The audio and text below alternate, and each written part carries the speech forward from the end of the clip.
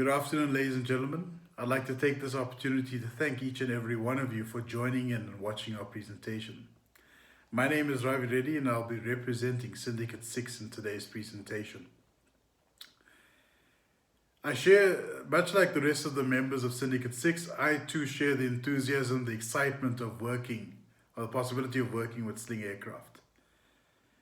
For the last 15 years, Sling Aircraft has shown that their passion can truly become a successful and a thriving business, especially in a South African landscape. We've seen it make significant market gains in the US market as well, and we hope that our recommendations, our analysis and evaluations overall will help continue its success and grow in exploratory markets as well. Without further ado, I'll explain what our outline for the presentation will be for today. For starters, we'll talk about our executive summary in a very high level.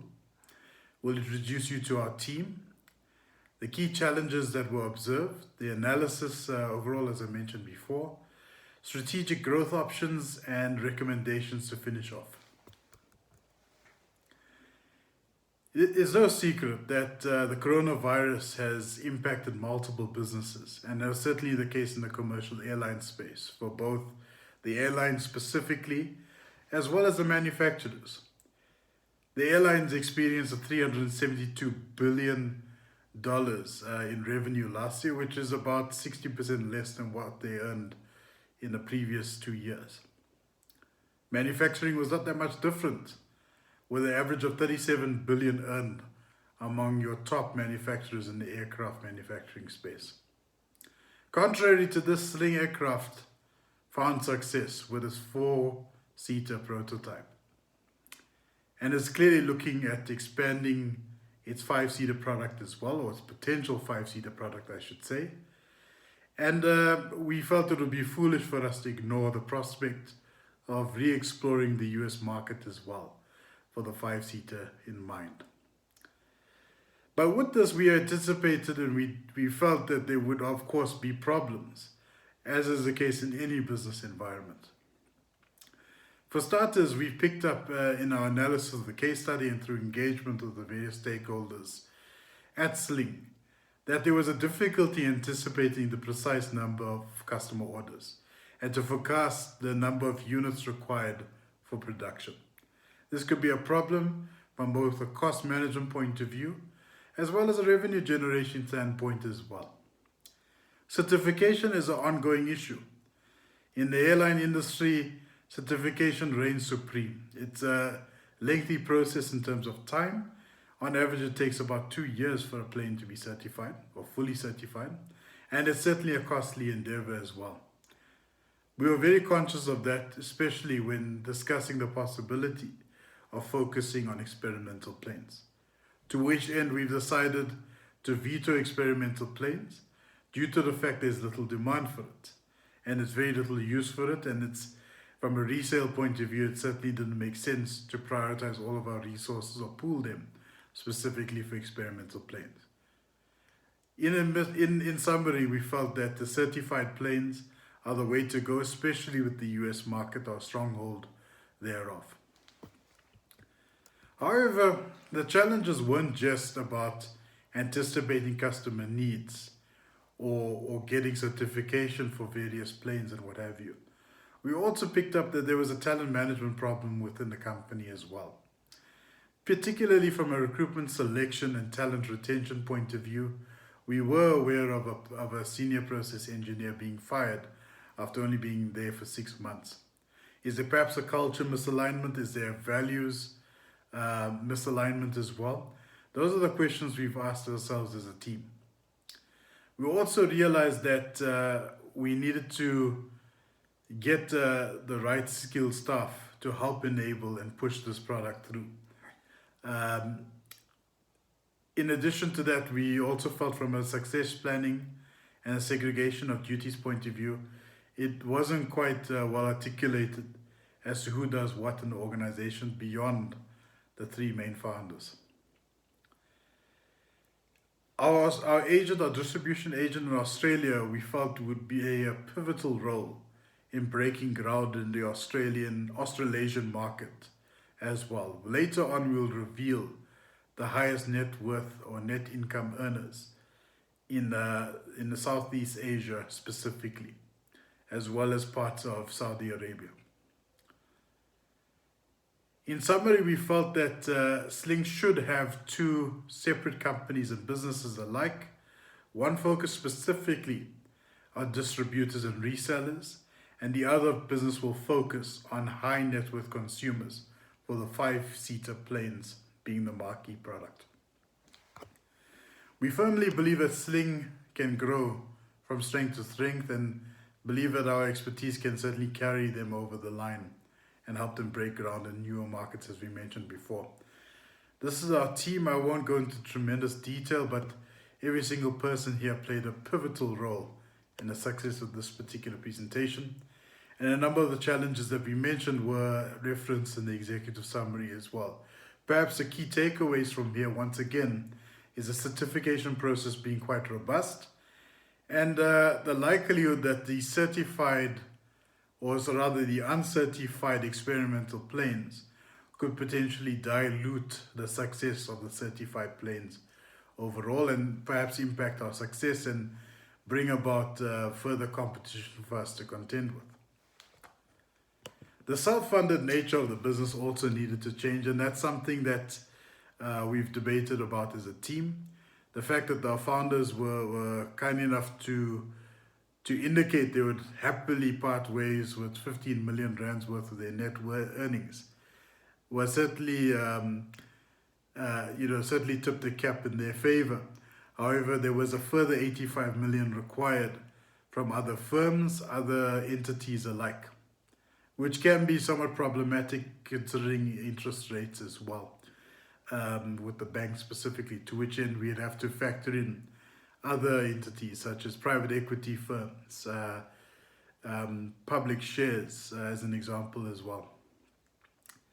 From a macro environmental analysis, I think the biggest takeaway, we obviously followed Porter's 5 forces here with substitution, supplier power, buyer power, the intensity of the existing competition, but perhaps the biggest takeaway here is the fact that capital was needed in terms of expansion, in terms of creating a new facility, and of course better equipping us to sell the 5-seater planes eventually. At the end of the day, we need to realize revenue, and that is absolute priority for us. I won't go into tremendous details with our SWOT analysis, but it's pretty obvious that I think the biggest takeaway here is our systems and processes. Despite the introduction of a bespoke ERP system, we needed to seriously consider the revised systems and processes for our customer orders to work in tandem with the ERP and the manufacturing process of these units as well. And as we of course mentioned again, management and segregation of duties remains an ongoing challenge. From a competitor analysis point of view, there are 3 main components here that I'd like to share with you as an audience. Direct competition with our Cessna SR22T with the introduction of Sling, the 5T, the 5CT high wing module at least, provides ease of use, reliability, and efficient fuel economy. We also felt that the Cessna 182 and 206 were somewhat outdated, and there were legacy items that remained in the industry, and that left a gap for us to potentially break ground in. As we mentioned time and time again, the US market is our priority. We need to ensure that we keep the stronghold going with the introduction of the 4T and the continual success of the 4T and the introduction of the potential 5T with our impending project plan. I won't go into details of the market segmentation and the product lifecycle. We'll speak about it here in more detail. But as you could pick up, that there are plenty of areas of opportunity beyond the US market as well. And our market analysis, the infographic here, reveals the highest net worth or highest net worth individuals within a specific continent or geography. You'll notice that the majority of the high-end income earners are dwelling within the Asian market, and it'll be foolish of us to ignore that prospect considerably. While the US is on the up and up with changes in their political situation, and the economy seems to be thriving once again, China currently has plus 176% based on the slide in front of you. Hong Kong is not that far off with 48%. Japan sitting at 36%. And again, as a reminder, we have a distribution agent based in Australia, or we've picked up that there is a distribution agent in Australia. And with the many successes of the Chinese harbors in Sri Lanka and various other ports of entry within that space, nearing Australia the proximity gives us a very good competitive advantage to enter in those markets, especially in terms of selling kits in the region. From a business model canvas point of view, the key takeaways from here is that there's various channels in which we can market our product. We'll remain in the airshow space, at least social media, using influencer marketing to our advantage, showcasing our planes. Our cost structure also is a main area of concern that, again, the self-funded nature of the business needed to change. And part of the cost of sales is that we have to do a significant number of testing prior to the product being eventually sold to our end consumer. And the certification process is quite a robust and costly endeavor, as we mentioned before. But there's still advantages for potential customers. They get to have a premium product at a lower price than our nearest competitors, and the fact that our process of manufacturing is quite an efficient one puts us in a very good strategic advantage. Playing to win, I won't go through in tremendous detail with the various stages here, but the main takeaway is the capabilities. What capabilities must be in place in order for us to win or to be effective in this market? And the reality is that we need to enable our facility that we will be equipping in the United States to help us with assembly of the 51% of the kit into the finished product. We will, instead of leasing or buying or acquiring a factory to help assemble those planes, we felt it would be frugal for us or prudent for us to enable them for success. Our existing partners will be a costly endeavor to set up our own factory over there, to which end we need to help them build that capability. Our partners that are assembling our finished planes in the United States. And once we've deemed success with the 5-seater, we'll certainly do that with the exploratory markets within a 5 to 10 year timeline. In terms of strategic growth options, there are about 4 options here. I won't go through every single one of them, but the other option would be to go the product differentiation route and introduce an electric plane, determine a new product and a new marketing strategy overall. We'd also focus exclusively on experimental planes if the strategy isn't what our founders are looking for. If the experimental plane is something that the business is willing to go the direction of, we'll certainly prioritize that as an alternative. We also felt that medical planes, there's a huge market in Southeast Asia as well as parts of the African continent for medical planes, in particularly war-torn regions. The cons in that regard is that it's quite capital intensive and requires special designs. In terms of the project valuation, there's two major focal points here. Those are the two curves, the red curve and the green curve. The red curve looks at the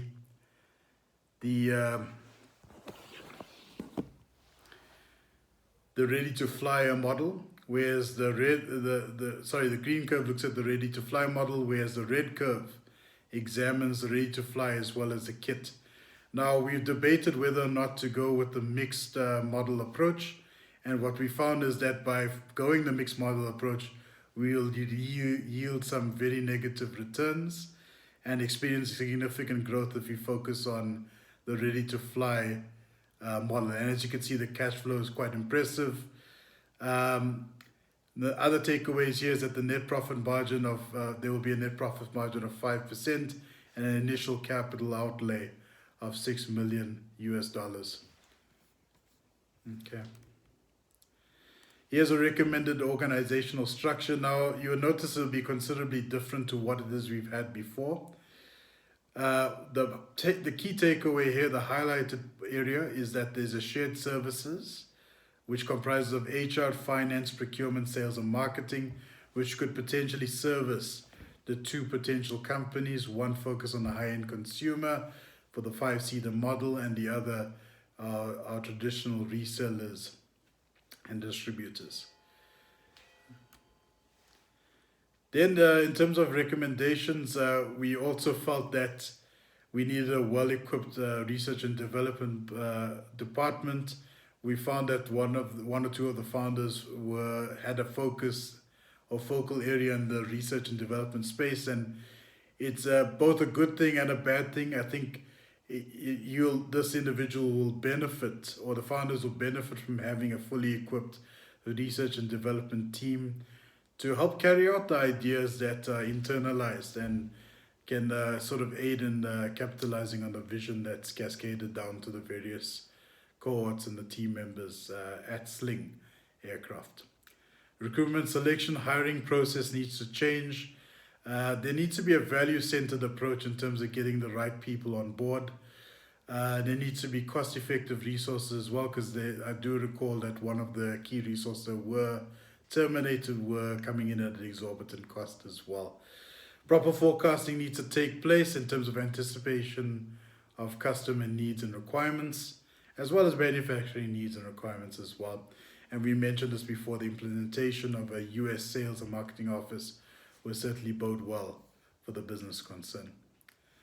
Colleagues, I'd like to take this opportunity to once again welcoming us to the floor and thank you again for taking the time and listening to our viewpoints, our presentation overall. And I wish you well and continued success, and certainly look forward to working with you should you decide to choose the services of Syndicate 6 in this regard. Thank you.